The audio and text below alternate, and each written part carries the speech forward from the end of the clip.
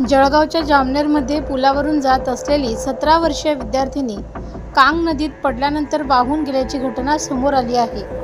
पूनम ज्ञानेश्वर बावस्कर असं मयत विद्यार्थिनीचे नाव असून ती जामनेर तालुक्यातील खातगाव गावातील रहिवाशी आहे। पूनम ही खाजगी क्लासला जात होती। जामनेर शहरातील कांग नदीच्या पुलावरून जात असताना तिला अचानक चक्कर आले व ती नदीत जाऊन पडली।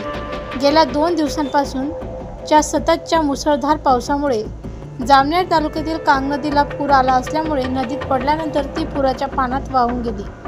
मुलीचा शोध घेण्यासाठी एसडीआरएफच्या पथकाला पाचारण करण्यात आले होते। एसडीआरएफ आणि स्थानिक प्रशासनाच्या पथकांच्या माध्यमातून तब्बल 1 ते 2 तासांनंतर खातगाव गावाजवळ मुलीचा मृतदेह सापडला आहे। दरम्यान घटनास्थळापर्यंत रुग्णवाहिका पोहोचत नसल्यामुळे एसडीआरएफच्या जवानांनी तब्बल 1 किलोमीटरपर्यंत पायी प्रवास करत विद्यार्थिनीचा मृतदेह रुग्णवाहिकेपर्यंत पोहोचवला।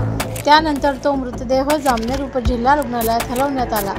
या घटनेची जामनेर पोलीस ठाण्यात अकस्मात मृत्यूची नोंद करण्यात आली आहे।